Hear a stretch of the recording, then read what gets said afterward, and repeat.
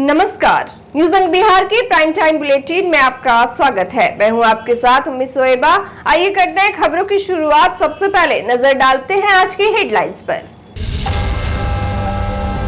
DM और SSP ने सुल्तानगंज घाट का किया निरीक्षण, कहा जलस्तर में हो रही वृद्धि लेकिन डेंजर लेवल से है नीचे।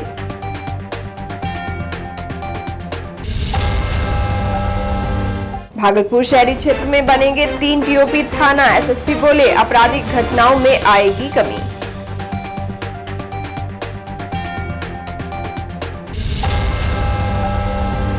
राजभवन में होने वाली बैठक को लेकर की गई समीक्षा, कुलपति ने अधिकारियों को दिया टास्क।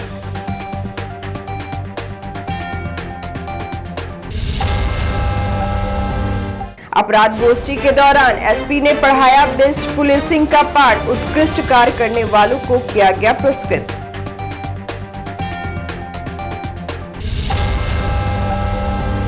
और हल्की बारिश ने खोली 25 लाख के नाले की पोल, पुरैनी में जल जमाव से लोग परेशान।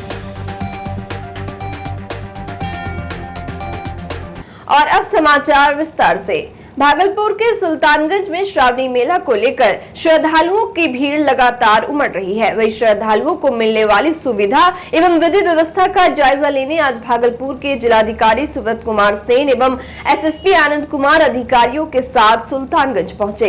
इस दौरान जिलाधिकारी ने सुल्तानगंज में ड्यूटी में तैनात अधिकारियों को कई आवश्यक दिशा निर्देश भी दिए। उन्होंने कहा कि कांवरियों को लेकर सभी सुविधा उपलब्ध कराई जा रही है, सारी व्यवस्था चुस्त और दुरुस्त है। डीएम ने बताया कि प्रतिदिन सांस्कृतिक कार्यक्रम का आयोजन किया जा रहा है, साथ ही हर सोमवार को राष्ट्रीय स्तर के कलाकारों का यहाँ कार्यक्रम हो रहा है। उन्होंने अधिकारियों को निर्देशित करते हुए कहा कि सूरज ढलने के साथ नाव के परिचालन पर रोक लगाई जाए। साथ ही गंगा और कोसी नदी के जलस्तर में हो रही वृद्धि को देखते हुए डीएम सुब्रत कुमार सेन ने संबंधित विभाग के अधिकारियों को निर्देश दिया। वहीं एसएसपी आनंद कुमार ने कहा कि सुरक्षा के पुख्ता इंतजाम है। सुल्तानगंज गंगा घाट पर जगह जगह पुलिस बलों की प्रतिनियुक्ति की गई है।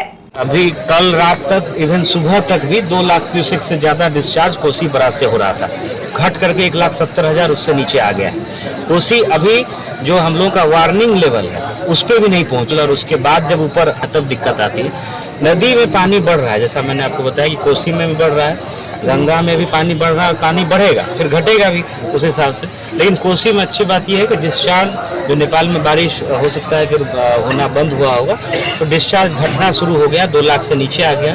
कहीं कोई घबराने वाली बात नहीं है।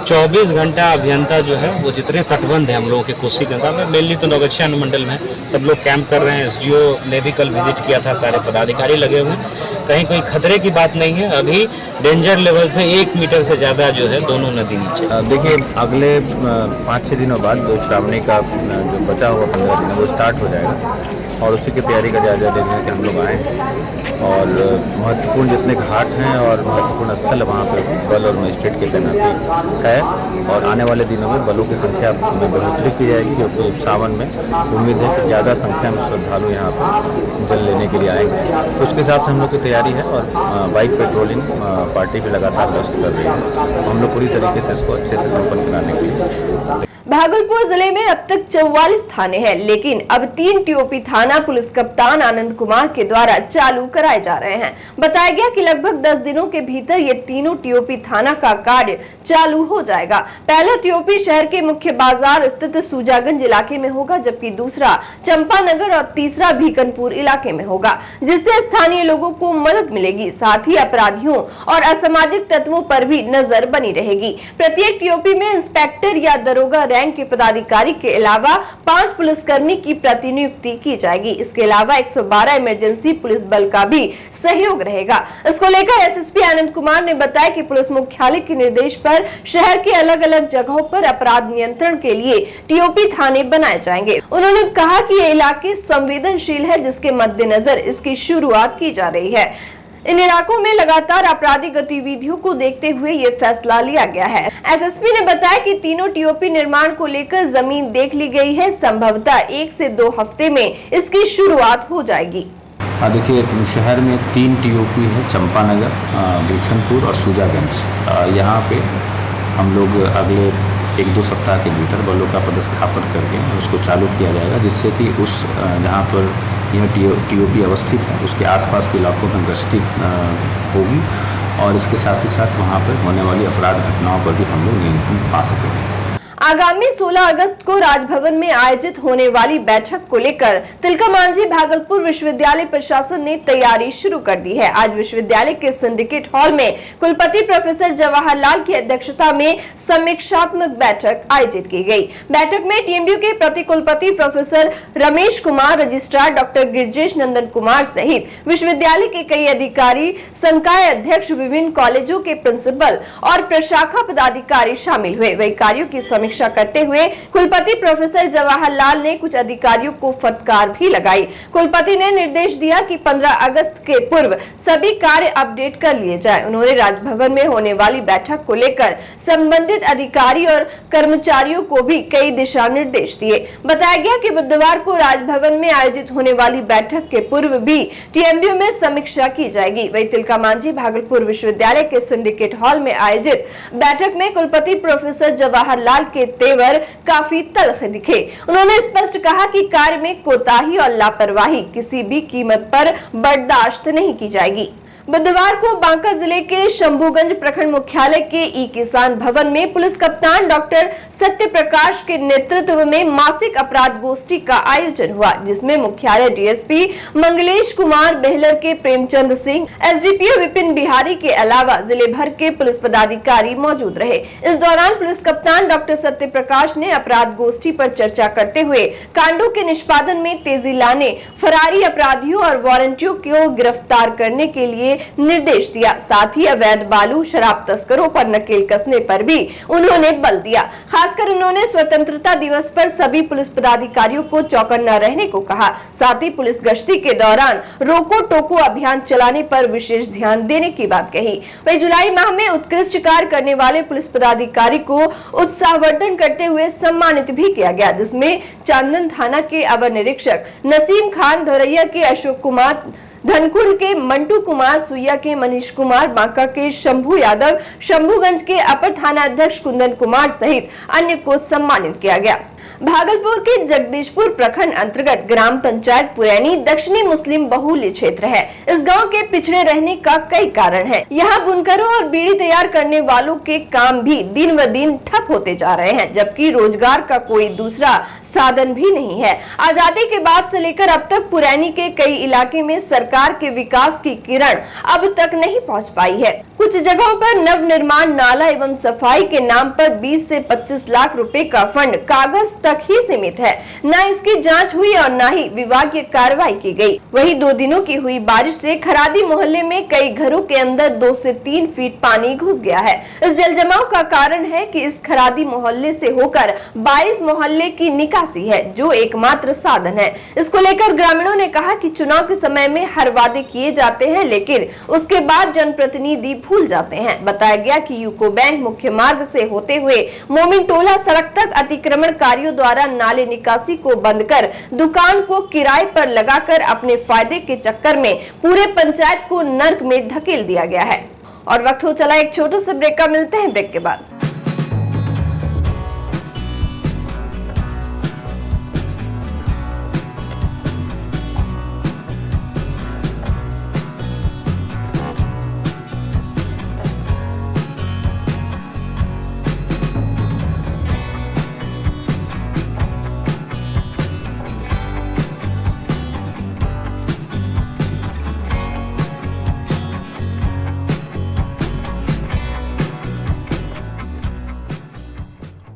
ब्रेक के बाद फिर से आपका स्वागत है। बढ़ते अगली खबर की ओर।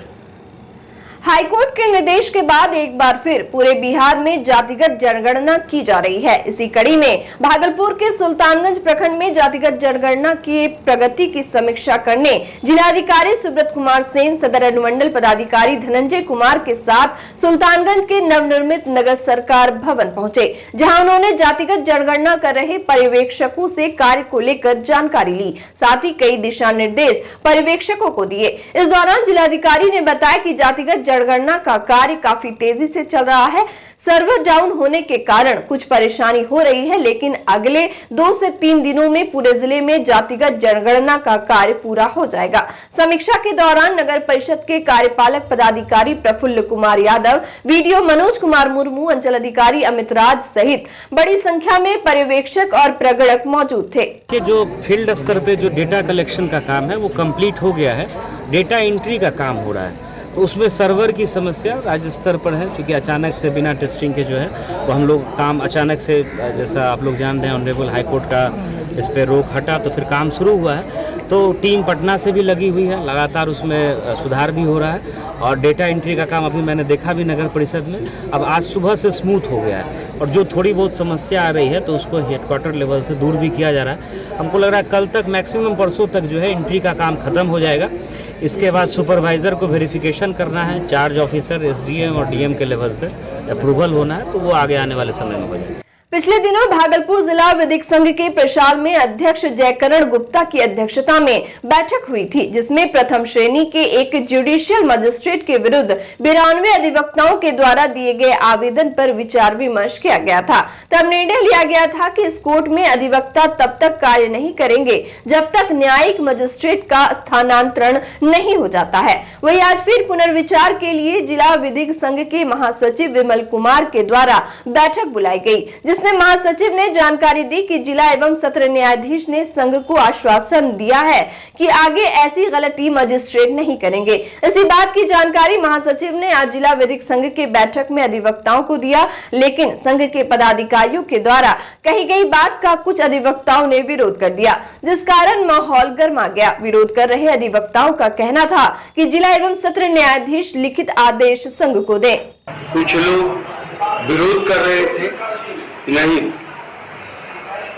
हड़ताल अभी विरोध ही रहे, हम लोग न्यायालय का बहिष्कार है। कुछ चाहते भी थे तो मुंह से नहीं बोल पाते थे। इन्हें तत्काल जब जिला विधिक संघ महोदय ने आश्वासन दिया है तो स्थगित कर दिया जाए। माहौल गर्मजोशी इस प्रकार से कर दिया गया कि दिल से चाहने वाले कि तत्काल महासचिव के अनुरोध पर स्थगित किया जाए, चूंकि उन्होंने आश्वासन दिया है वो दबे जुबान से नहीं बोल पाए। तो अंत में यह निर्णय हुआ कि जो पूर्व में हाउस के द्वारा यह निर्णय लिया गया है कि हम लोग विरोध जारी रहेंगे, न्यायालय का बहिष्कृत करेंगे। नौगछिया प्रखंड के ढोलबज्जा अतिरिक्त प्राथमिक स्वास्थ्य केंद्र के मुख्य द्वार पर मानदेय वृद्धि सहित 9 सूत्री मांगों को लेकर ढोलबज्जा, खैरपुर, कदवा और कदवा दियारा पंचायत की आशा कार्यकर्ताओं ने जमकर विरोध प्रदर्शन किया। इस दौरान प्रदर्शन कर रही आशा कार्यकर्ताओं ने बताया कि वह लोग हाथों में मेहंदी रचाकर कुंभकर्णी सरकार को नींद से जगाना चाहती है। साथ ही कहा कि अगर उन लोगों की मांगों पर सहानुभूति पूर्वक विचार नहीं किया गया तो आंदोलन को और तेज किया जाएगा। आशा कार्यकर्ताओं ने बताया कि मात्र 1000 के अल्प मानदेय पर इस महंगाई में वह लोग कैसे कार्य करेंगे, ये सोचने वाली बात है। मौके पर आशा फैसिलिटेटर बबीता कुमारी, आशा कार्यकर्ता बबली कुमारी, किरण कुमारी, मुन्नी कुमारी, मीना कुमारी, सृजन कुमारी सहित कई आशा कार्यकर्ता मौजूद थी।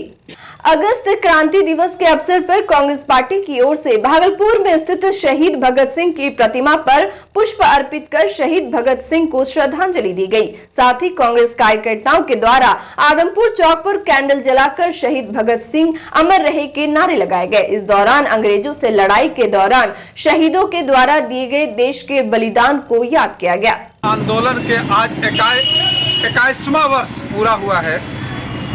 कांग्रेस पार्टी साझी शहादत, साझी विरासत को याद कर रही है और हर वर्ष के भांति आज हम अपने शहीदों को श्रद्धांजलि और नमन कर रहे हैं। इसलिए आज क्विट इंडिया मूवमेंट के 81 वर्ष पूरा हुआ है।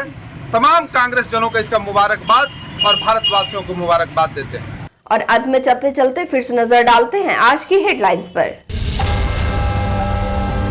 डीएम और एसएसपी ने सुल्तानगंज घाट का किया निरीक्षण, कहा जलस्तर में हो रही वृद्धि लेकिन डेंजर लेवल से है नीचे।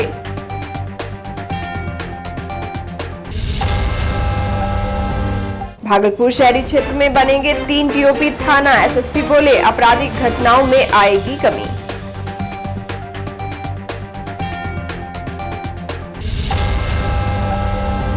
राजभवन में होने वाली बैठक को लेकर की गई समीक्षा, कुलपति ने अधिकारियों को दिया टास्क।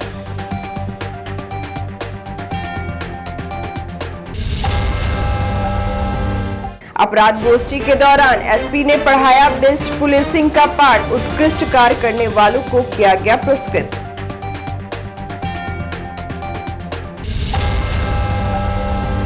और हल्की बारिश ने खोली 25 लाख के नाले की पोल, पुरैनी में जल जमाव से लोग परेशान। आज के इस बुलेटिन में बस इतना ही। नमस्कार।